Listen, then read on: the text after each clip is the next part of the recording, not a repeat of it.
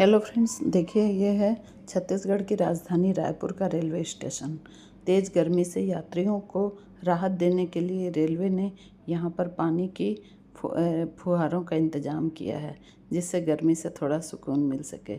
मैं जब यहाँ से आ रही थी तो मुझे बहुत अच्छा लगा ये देखकर कि मतलब थोड़ी राहत मिली हमको। और फिर बाहर निकलते हमें ये मंदिर का दर्शन हुआ।